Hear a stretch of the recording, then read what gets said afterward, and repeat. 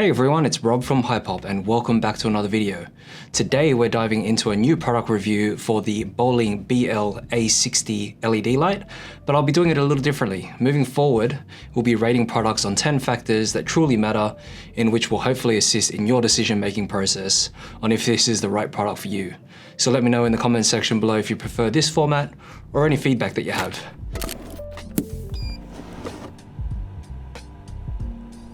So on these 10 factors, these will be firstly the accessories and inclusions. Then we'll be moving on to the lighting quality, which covers the luminance and color, the build quality and durability, features and controls, portability and form factor, energy efficiency and power consumption, price and value for money, long-term performance and reliability, user experience and ergonomics, and comparative analysis as compared to other lights. And at the end there, I'll give the final thoughts and the overall rating. All right, so first things, let's kick it off with accessories and inclusions. The Boling BL-A60 comes with an array of accessories ensuring you're ready to roll. Plus its compatibility with additional accessories like the included diffuser, barn doors, and gels expands your creative possibilities. For this rating, I give it a 5 stars. Let's take a look at what's included. So opening up the box, so the first thing we can see here is a Pelican style hard case, which is a really good inclusion, especially for a lighting fixture. A lot of the higher end lights, such as the Aperture P300C Novas, all those larger lights come with hard cases. And for a smaller form factor type light to come with a hard case, that's an added bonus. So to open this, you've just got the 2 latches here that open up. And firstly, we have a power cable. We've got the instruction guide. We've got the light fixture itself, and then that's the Boling BL-A60. We have a AC adapter here. This is actually a USB Type-C that comes with a plug there, and a few lighting modifiers. We've got a diffuser, we've got a frame, a barn door, and a couple of honeycomb grids there as well. So I have the BL-A60 set up on a desk stand here. For those of you that are wondering, this is the 43cm Spectrum desk stand. The link will be up above. Moving on to the next topic, we have lighting quality, which covers the luminance and color rating. So for this, I give it a 5. The Boling BL-A60 doesn't disappoint here, offering a luminance of 1600 lux at 1 meter and an impressive color accuracy with a CRI rating of 97 and TLCI of 97 also. The adjustable color temperature from 2500 Kelvin to 10,000 Kelvin ensures you get the perfect lighting for any situation. Moving on to the build quality and durability, I give it a 4.5. The BL-A60 boasts a metal aluminium build. So you can see there, it's a sturdy cage-like design with a NATO rail at the top, and it has an effective heat management system. It only weighs 860 grams and it's compact with dimensions. It's also a robust companion for run and gun lighting or studio setups. Moving on to features and control, the BL-A60 offers a range of features from 0 to 100% dimming to both bicolor and RGB WW options with 360 colors. While lacking in app control, the onboard controls are user-friendly, and the 20,000 hours lifespan and versatility of the powering options enhance its functionality. Portability and form factor, I give it a 4. The BL-A60 strikes a balance with its small yet heavy form. The case is large but portable, providing flexibility in transport. The mounting options are diverse, and the setup is a breeze. It has some 1/4-inch threads and 3/8-inch threads on the bottom, top, and the sides here. Onto power and consumption, I give it a 4. The BL-A60 offers a 40-minute runtime at full output with a max power consumption of 60 watts, so it's not bad for continuous use, but keep an eye on that battery life during extended shoots. Let's talk numbers. Price and value for money, it's currently priced at 298 USD or approximately 549 Australian dollars. The BL-A60 is a solid investment. However, the bundle inclusions might make the price seem a little steeper. A standard alternative without all the extras could have been a welcome option, really similar to Zhiyun's standard or combo packages. Long-term performance and reliability, I give it a 4.5. So looking into the future, the BL-A60 promises a 20,000 hour lifetime. The only caveat is the internal battery, which unfortunately can't be replaced. It's an internal one. Keep that in mind for long-term planning. However, that being said, 20,000 hours is technically 2.3 years continuously on, which I doubt you'll have with this light. User experience and ergonomics, I give it a 4.5. So what's the user experience like? The standard rectangle form factor is heavy and sturdy build, and versatile use as an on-camera or off-camera fill light in low-light situations make it a joy to handle. Just be mindful of its weight.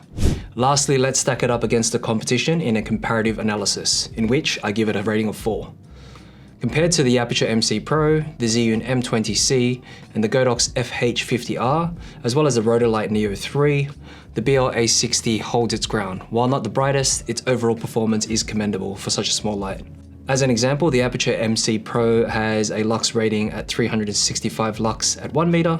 The Zhiyun M20C has a rating of 529 lux at 1 meter, while the BL-A60 has a 1600 lux at 1 meter rating. The Godox FH50R, which is the larger flex light, it has a rating of 2110 lux at 1 meter, and the Rotolight Neo 3 has a rating of 4541 at 1 meter.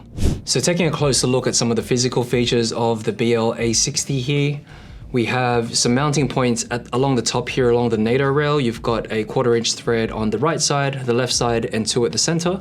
You also have a 3/8 inch thread at the center for an optional mounting point here. The whole build is an aluminium sort of metal build, and on the sides you have some air vents there for that efficient heat dissipation system. We obviously have the internal battery, and you've got some onboard controls here. So there currently is no app support for this light. I'm sure it's something that they're working on, but currently there's no app support, and you have just the on-off switch here. And on the left here, you've got the function knob, and you've also got the dimming knob here. So the dimming knob controls the intensity, obviously, so you can see that. And you can do that in 1% increments, but you can also fast turn that from 0 to 100 quite quickly, which is a nice feature. You also have the color temperature adjusting in 100K increments too. From there, you can press down, and it also has a green magenta color shift, so you can play around with that and fine tune if you need to. And you can also jump into menu, which goes into the HSI mode, and then also into special effects, of which you have a total of 22. So you can see there, 22 lighting effects. And from there, you can control the intensity of that effect and also the speed of the effect too. So if you want that to be a bit faster, there's different tempos for the effect that you select. And of course, back to the CCT mode. You can see there's a fan icon at the top there, which shows that the fan is on.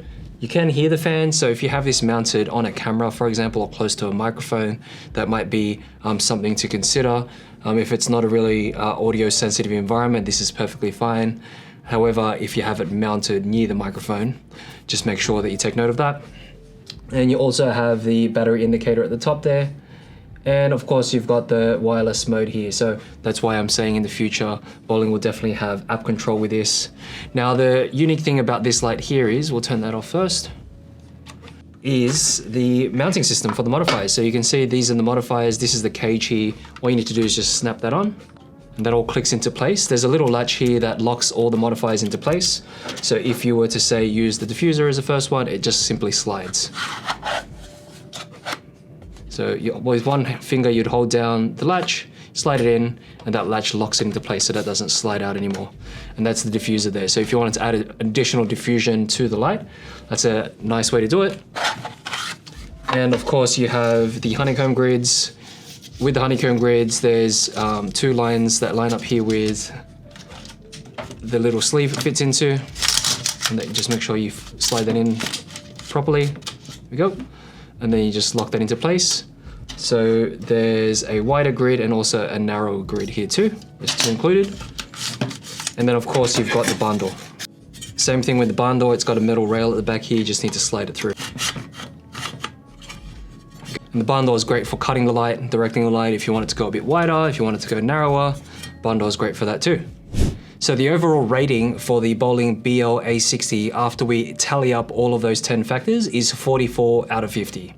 To sum it up, the Boling BL-A60 shines bright in output and inclusions, but the price might be a hurdle for some. If you're after a powerhouse with a robust build, this might be your go-to. For those on a budget, consider your options. Make sure you're looking at the other ones in the market. And this has been Rob from Hypop. Don't forget to hit that subscribe button to our channel for more videos just like this.